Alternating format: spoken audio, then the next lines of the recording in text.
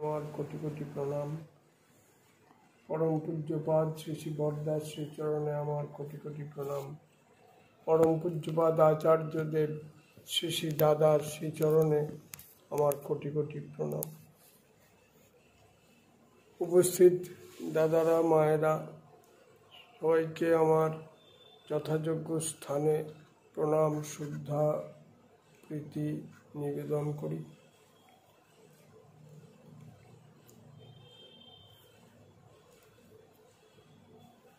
একবার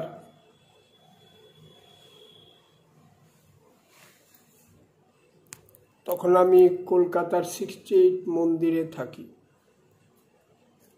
আমরা গেছিলাম 3-4 জন মিলে মালদার একটা জায়গা ঘুরে এসেছি। ঘুরে সোজা আশ্রমে এসেছি।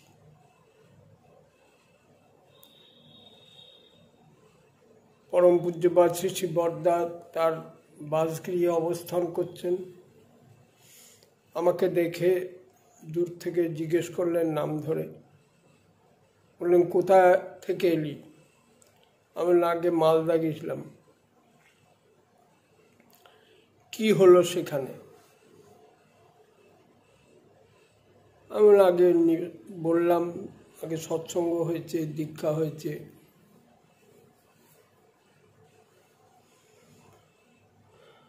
তখন আমাকে বললেন যে শোন, কোনো জায়গায় গেলে একটা সিনসিয়ার মানুষ দেখতে হয়। কোনো জায়গায় যদি একটা সিনসিয়ার মানুষ থাকে, সে একাই সব ঠিক করে ফেলতে পারে। আর কোনোদিন কমিটির মধ্যে যাবি না। আমি আগে হ্যাঁ। এই যে তিনি একটা সিনসিয়ার মানুষ,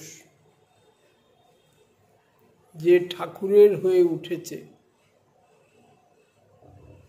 ঠাকুরকে জীবন সর্বস্ব করেছে, ঠাকুরের স্বার্থ চাহিদা যার কাছে প্রথম এবং প্রধান, তেমনতর মানুষই ইষ্টের ইচ্ছা পরিপূরণ করতে পারেন। তিনি তেমনতর মানুষের কথা বলছেন। আমরা পরম দয়ালের শ্রীচরণ আশ্রয় লাভ করেছি। আমরা যারা নিষ্ঠা সহকারে চেষ্টা করি যে যজন যাজন ইষ্টভীতি পরায়ণ হয়ে চলা, সত্যয়নী সদাচার পরিপালন করে চলা, ধীরে ধীরে দেখা যায় এইগুলি পরিপালন করে চললে আমাদের শ্রী শ্রী ঠাকুরের প্রতি অনুরাগ বাড়ে, টান বাড়ে, ভালোবাসা বাড়ে। তখন মনে হয় যে শ্রী শ্রী ঠাকুরকে খুশি করতে পারলেই আমার জীবন ধন্য। তখন তার কাজ ছাড়া আর অন্য কিছুতে আনন্দ পাওয়া যায় না। তৎপ্রীত্যর্থে কর্ম করাই তখন ভালো লাগে। গীতা একটা কথা আছে যে ঈশ্বরের প্রীতি আর আরাধনা তরে যে সকল কর্ম নরে অনুষ্ঠান করে, তাহা ভিন্ন অন্য কর্মে বন্ধন নিশ্চয়। ঈশ্বরের তরে কর্ম কর ধনঞ্জয়। তার জন্য কর্ম করা, তৎপ্রীত্যর্থে কিছু করা, সেই করাই নিষ্কাম কর্ম। গীতার একটা কথা আছে যে ময়ি সর্বাণি কর্মাণি সংন্যাস্য অধ্যাত্ম চেতসা নিরাশী নির্মম ভূত্তা যুদ্ধস্য বিগত জর। এই নিরাশী নির্মম, যার কোনো প্রত্যাশা নাই, আর যে সবাইয়ের প্রতি একই রকম মমতা সম্পন্ন, ভালোবাসা যা, সেই ভালোবাসা ইন ট্রু সেন্স, সেটা আনএক্সপেক্টেড অ্যান্ড আনকন্ডিশনাল। সেখানে কোনো প্রত্যাশা নাই, কোনো শর্ত নাই। এই শর্ত এবং প্রত্যাশা যতক্ষণ আছে ততক্ষণ আমি ঠিক ঠিক ভালোবাসতে পারবো না। শ্রী শ্রী ঠাকুর বলেছেন, কিছু চেও না, সব অবস্থায় রাজি থাকো, দুঃখ তোমার কি করবে। যার প্রত্যাশা আছে তার দুঃখ আছে। সেই জন্য ঈশ্বরের কাছে কিছু চাইতে নাই। চাইতে নাই তার কারণ হচ্ছে এই, ঠাকুর বলছেন ঈশ্বর কার কি প্রয়োজন সবই জানেন। বিনায়িত বৈধিচরণের ভিতর দিয়ে সবাই তা পেয়ে থাকে। তাই অন্বেষণ করো তাকেই।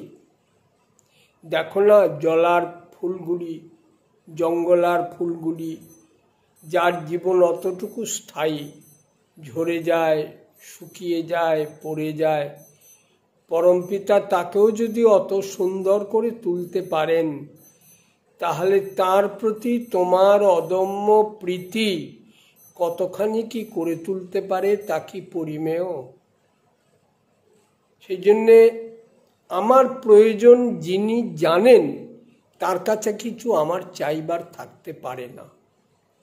শিশুর প্রয়োজন তার মা জানে, শিশু জানে না। শিশুকে হয়তো খাটে শুইয়ে রেখে এসছেন, শিশু খাট থেকে যদি নিচে পড়ে যায় তারই লাগবে, কিন্তু সেই নজরদারিটা করে তার মা। তিনি বারে বারে যে দেখে আসেন ঠিক আছে কিনা। ঈশ্বর তিনি সবসময় আমাদের প্রতি তার দয়ার হস্ত উত্তোলন করে আছেন।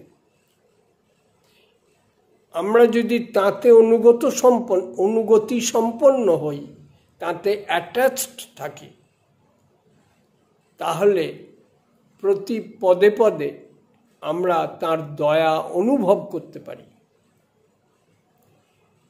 যে তাতে নির্ভরশীল, যে তার দয়াকে অবলম্বন করে যে চলে, তার উদ্বিগ্নতা নেই, উদ্বিগ্নতা নেই। সে কখনো নিজের জন্য ভাবে না, কখনো না।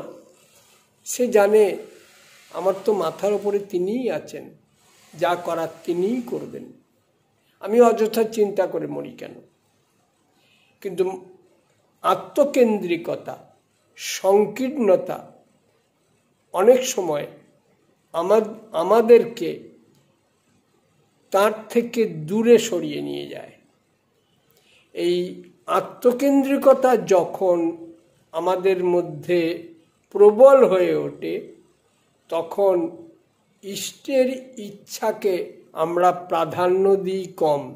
আর তখনই আমাদের দুঃখ, কষ্ট, যাতনা যা কিছু বলি, সে শয়তান তার ভেতর দিয়ে আসার সুযোগ পায়।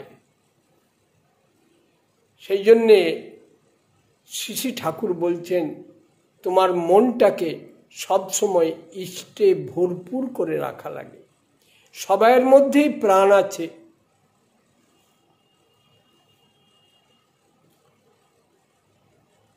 শ্রী বরদার এমনতর বহু ঘটনা আমি চোখের সামনে দেখেছি, যেগুলো আমরা সহজে ভাবতে পারি না। একবার তখন দুপুরবেলা শ্রী বরদার কাছে আমি থাকতাম। তিনি বাথরুমে গেছেন, তার সব কাজটার মধ্যেই একটা সুশৃঙ্খল নিয়মানুবর্তিতা ছিল। ঘড়ির কাঁটার মতো তিনি চলতেন, আর প্রতিটি কর্মই ছিল তার সুন্দর, সুদৃশ্য, মনোরম। যে বিছানায় শুতেন, বিছানাটা টান টান সাদা চাদরে, বিছানার কোথায় কি থাকতো সুন্দর করে সাজানো থাকতো। একধারে বই থাকতো, পেন্সিল থাকতো, একধারে একটা ছোট বাক্স থাকতো, ছোট্ট বাক্স, তাতে কান খোঁটার জন্য একটা কাঠি আর তুলো থাকতো। সেই বাক্সটা পাবনা থেকে তার সঙ্গে আছে। শেষ পর্যন্ত সেটা বাবার বিছানায় দেখেছি। প্রতিটি কাজই, প্রতিটি কথাবার্তাই তার ছিল বড় সুন্দর। একদিন তিনি আমাকে বলছেন যে, জানলি, বসতে জানলে উঠতে হয় না, দাঁড়াতে জানলে সরতে হয় না। যাই হোক, যেটা বলছিলাম, তিনি বাথরুম থেকে ফিরলেন। নিয়ম ছিল বাথরুম থেকে ফিরে বিছানায় বসলে তার পাটা মুছিয়ে দেওয়া, তারপর তিনি শয্যা গ্রহণ করতেন। তিনি যখনই শুতেন মশারি ফেলা হতো। তা বাথরুম থেকে ফেরার সময় একটা ঘরের মধ্যে দিয়ে এসে তার বাসগৃহটায় ঢুকতে হতো। সেই ঘরের মধ্যে দিয়ে যখন আসছেন, তখন আমি কোনো একটা কথা বলেছি। হঠাৎ আমার দিকে পিছন ফিরে বললেন, যখন তখন কথা বলিস যে, জানিস মাথায় লাগে। এই কথাটা বুঝতে গেলে যে তিনি যেখানে অবস্থান করছেন তার মানসিকতা বা তার স্থান, সেখানে আমার রিচ করার ক্ষমতা নেই, যার ফলে তার সেই অবস্থানটা না বুঝে আমি কথা বলে ফেললাম এবং সেটাতে তার অস্বস্তি হলো। তাই আমাকে ওই কথা বলল। একদিন দেখি দুপুরবেলা, জ্যৈষ্ঠী মাসের, তার ঘরে তখন 3টে ফ্যান থাকতো। খুব গরম, মশারির মধ্যে বসে আছেন। আমি বললাম, ঘরে ঢুকেই বললাম, তখন 2:30 পৌনে 3টে হবে, আগে সব ফ্যানগুলো বন্ধ। আমাকে বললেন, ওদেরও বিশ্রাম লাগে। এটা তো আমরা ভাবতেই পারি না যে ফ্যানগুলো অনেকক্ষণ চলেছে, তাদের বিশ্রাম লাগে। এবং তিনি এটা মনে করতেন, সিনসিয়ারলি মনে করতেন। একবার বলছেন যে রাত্রির বেলা তিনি প্রতিদিন রাত 1টা-1:30 উঠে পড়তেন এবং নাম করতেন। তা একদিন বলছেন যে একদিন নামে বসছি, দেখি মন বসছে না। তখন হঠাৎ মনে হলো যে বারান্দায় একটা চেয়ার ছিল, সেটা কাত করা ছিল, বা যেমন করে চেয়ারটা রাখা উচিত সেটা সেরকম ছিল না।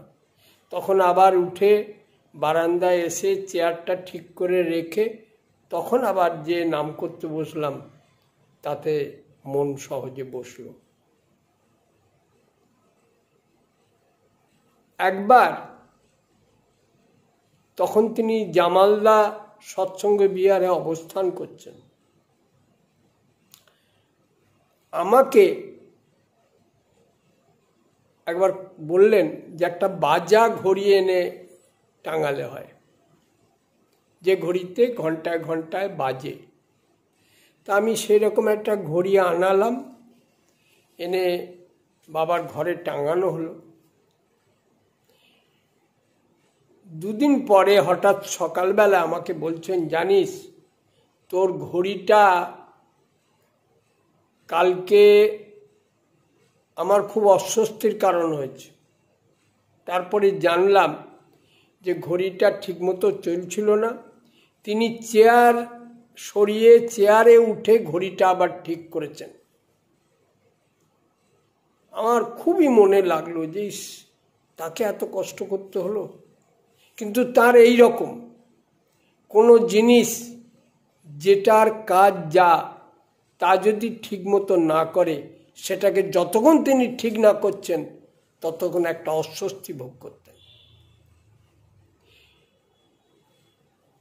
এই যে চলন, এসবই কিন্তু তিনি যা বলতেন ঠাকুরকে খুশি করার জন্য।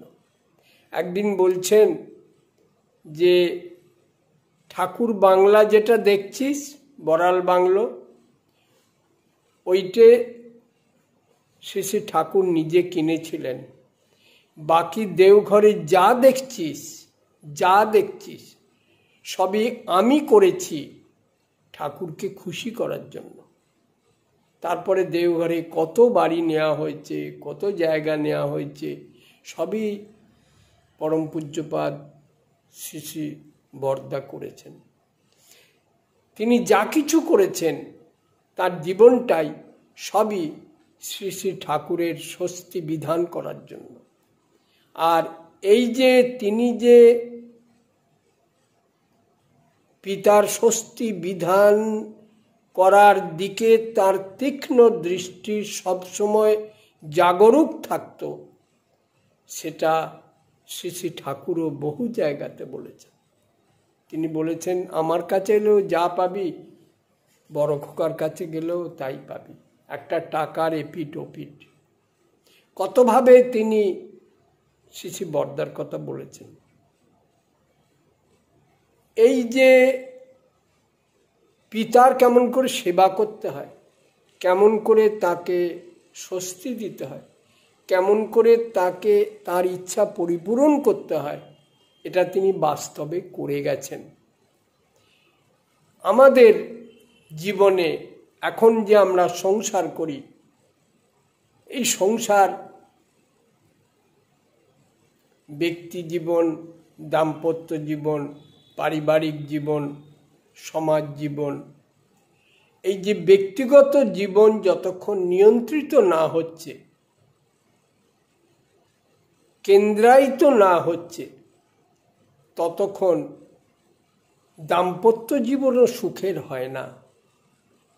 সেই জন্য ভারতবর্ষে নিয়ম ছিল গুরুগৃহের থেকে 12 বছর জীবন চলনাটা শিক্ষা লাভ করতে হতো। আত্মনিয়ন্ত্রণ, সংযম, এগুলি শিখতে হতো। গুরু অধিকার দিলে তবে সে সংসার জীবনে প্রবেশ করতে পারত। এখনকার দিনে সেই রকম জীবনযাপন নাই। আত্মনিয়ন্ত্রণ কাকে বলে মানুষ জানে না, আর জানে না বলেই বিয়ে থারও অনেক সময় ঠিক নাই। ঠাকুর বললেন, সমাজ ঠিক রাখতে গেলে দীক্ষা, শিক্ষা, বিবাহ, এই 3টে ঠিক রাখতে হয়। বিবাহ যদি ঠিক না হয়, আমাদের শাস্ত্র অনুযায়ী না হয়, আমাদের কৃষ্টি অনুযায়ী না হয়, তাহলে সেই বিবাহের মধ্যে দিয়ে সুসন্তান আসতে পারে না। এর মধ্যে আরেকটা ফ্যাক্টর আছে, যে স্বামীর প্রতি স্ত্রীর শ্রদ্ধা ভক্তি একটা বড় ফ্যাক্টর সুসন্তানের পক্ষে।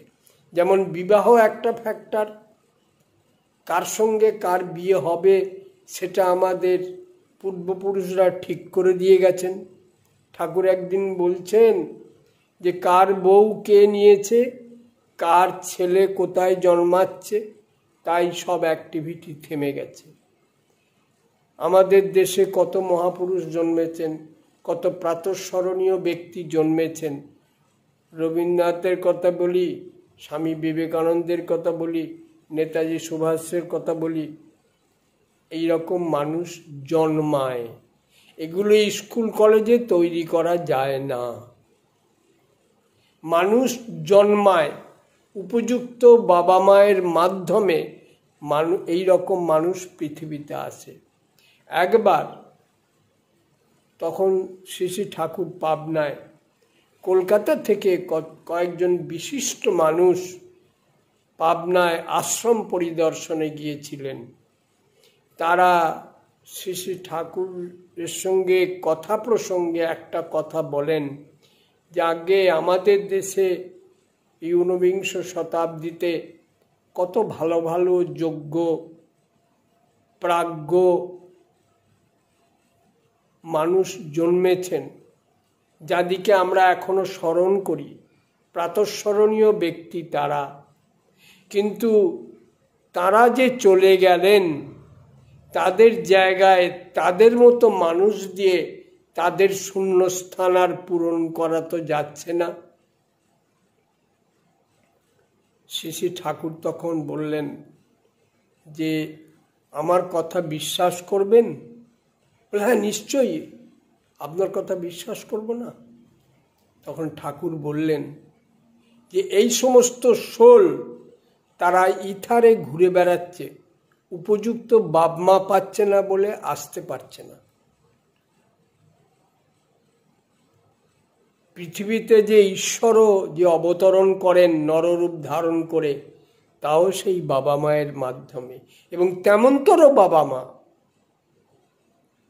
সেই জন্যে সমাজ ঠিক রাখতে গেলে, গৃহ ঠিক রাখতে গেলে, সংসার ঠিক রাখতে গেলে এই দিকে দৃষ্টি দিতে হবে। শ্রী শ্রী ঠাকুর এসে দয়া করে আমরা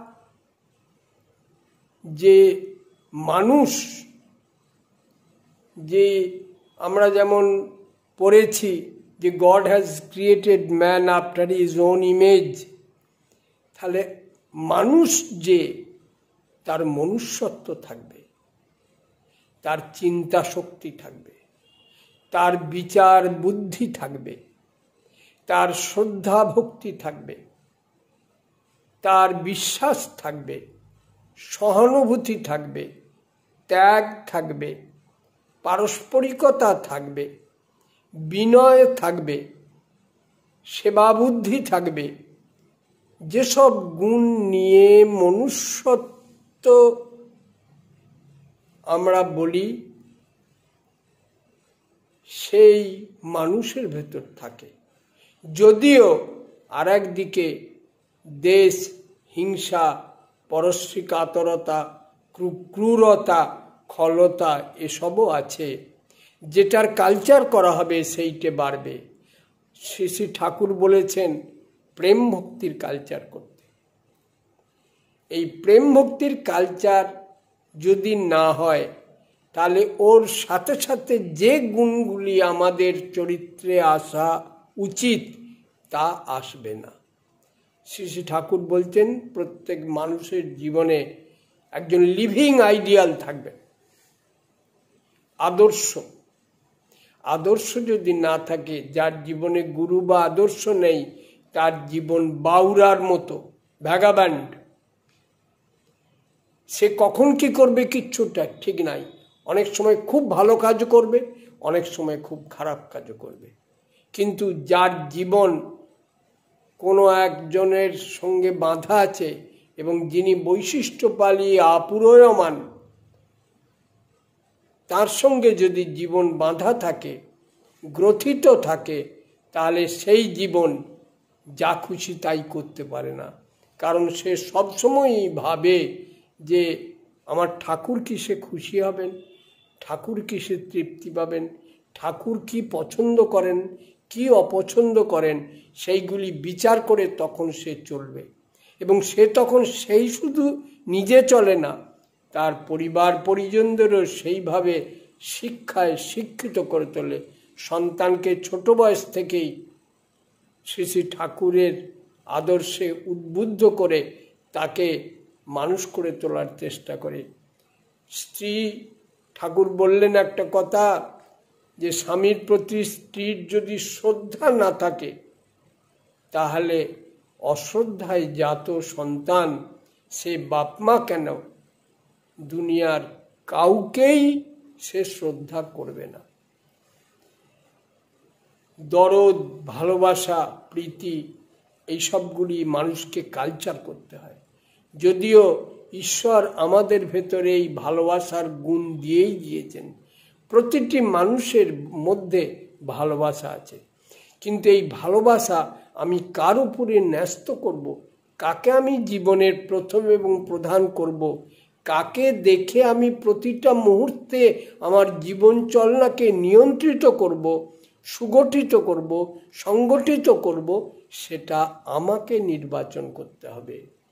ঠাকুর বলেছেন, ঈশ্বর যেরকম সরাট এবং স্বাধীন, প্রতিটি মানুষও তেমনি সরাট এবং স্বাধীন। এই স্বাধীনতা দিয়ে আমি আমার ভালোও করতে পারি, আমার মন্দও করতে পারি।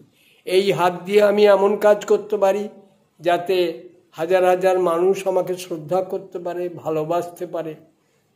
আবার এই হাত দিয়ে আমি এমন কাজ করতে পারি যাতে সারা জীবন জেলে পচে কাটাতে হতে পারে। সেই জন্য জীবন ঈশ্বর দিয়েছেন। ঠাকুর বললেন, যে জীবন তিনি দিয়েছেন তা তাঁর কাজে নিয়োগ করাই তোমার ধর্ম।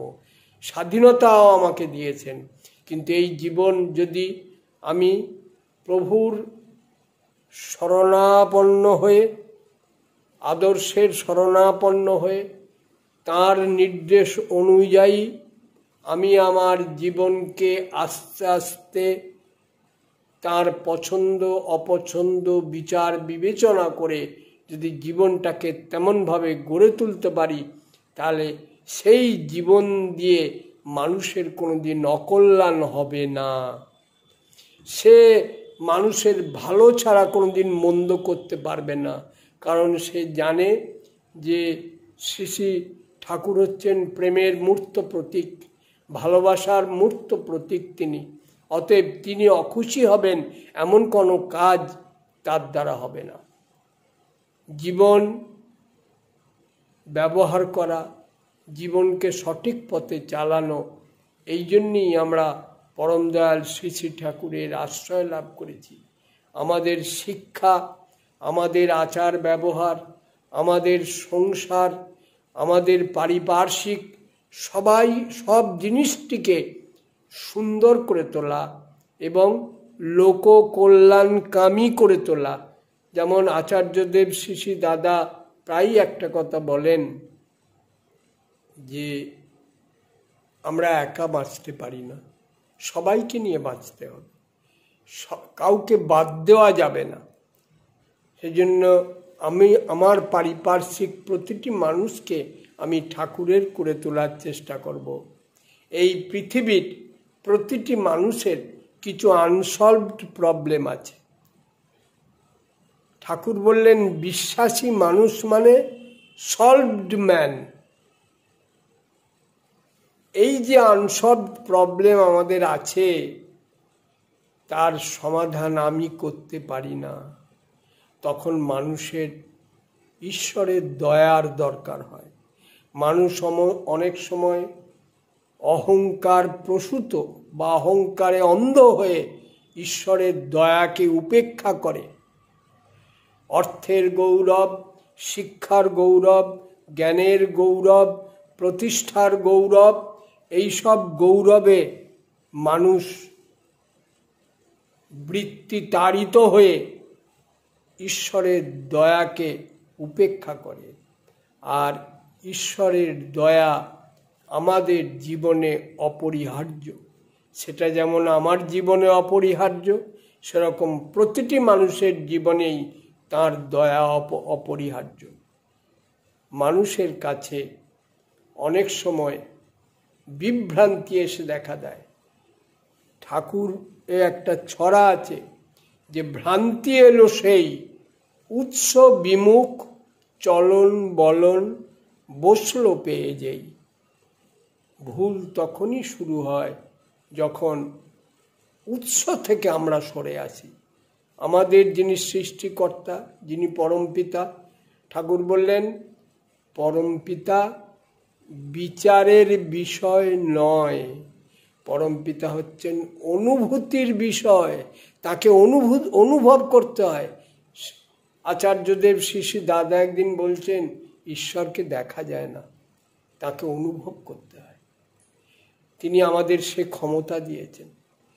নাম ধ্যান, পূজা অর্চনা এবং তাঁর আদেশ পরিপালন, তৎপৃত্যর্থে কর্ম মানুষের সুপ্ত জ্ঞানের বোধের বিকাশ ঘটায়। মানুষের ভেতরে যে লেটেন্ট পসিবিলিটিস আছে, যা আমি জানি না, যতই আমি শ্রী শ্রী ঠাকুরের অনুরাগ সম্পন্ন হব, তত আমার সেই সুপ্ত জ্ঞানের বোধের বিকাশ হবে। নরেন্দ্রনাথ দত্ত আর বিবেকানন্দ কিন্তু এক লোক নয়।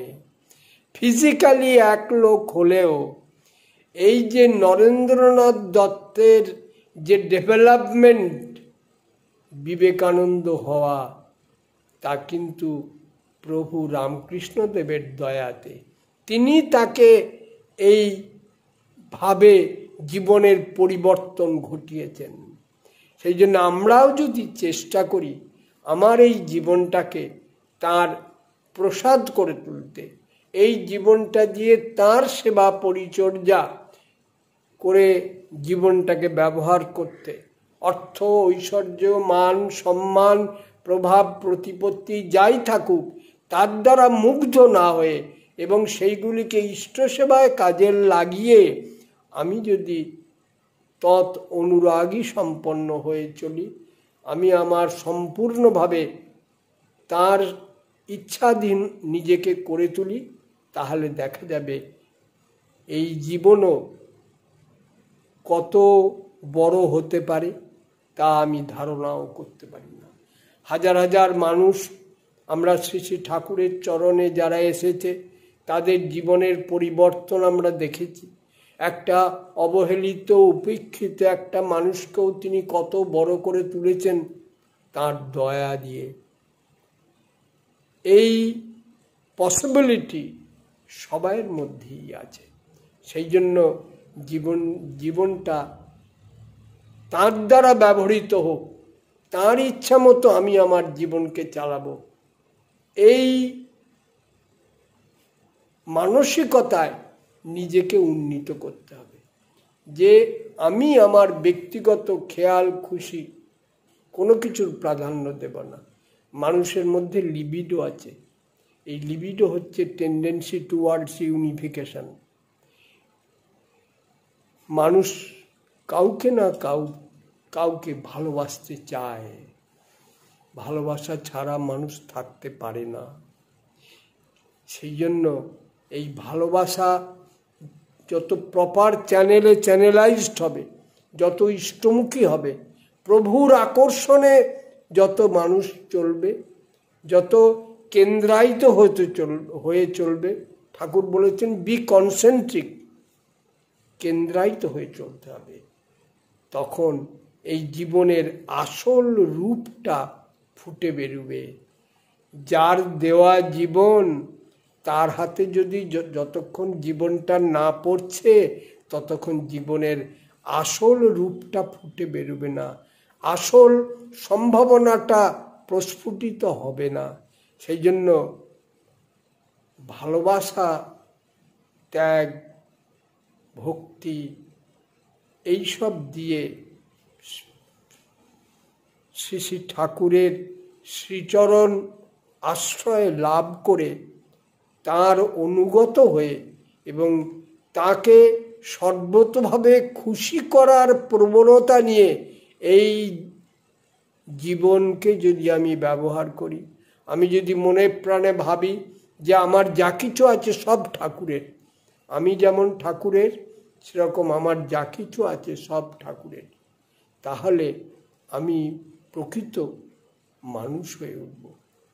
আর যে দৃষ্টান্ত আমরা দেখে চলেছি, এই শ্রী শ্রী ঠাকুরকে আমরা দর্শন করেছি, শ্রী শ্রী বরদাকে দর্শন করেছি, পরম পূজ্যপাদ আচার্যদেব শ্রী শ্রী দাদাকে দর্শন করছি, আমি দেখছি একই ধারা চলে আসছে।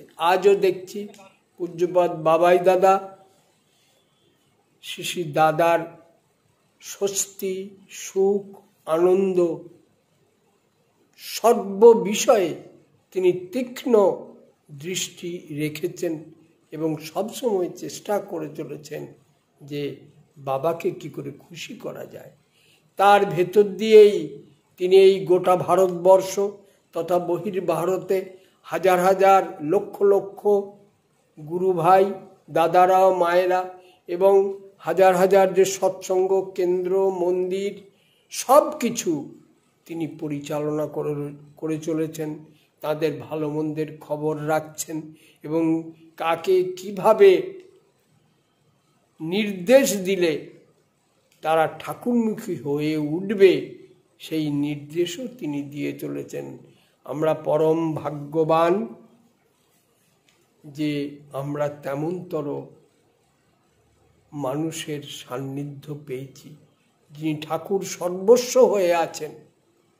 এবং পূজ্যপাদ বাবাইদা এক জায়গায় ঠাকুরের কথা বলতে যে বলছেন যে আমাকে দেখুন তাহলে আমার ঠাকুর কেমন বুঝতে পারবেন। এইটি বলার যথেষ্ট শক্তি লাগে, সাধনা লাগে।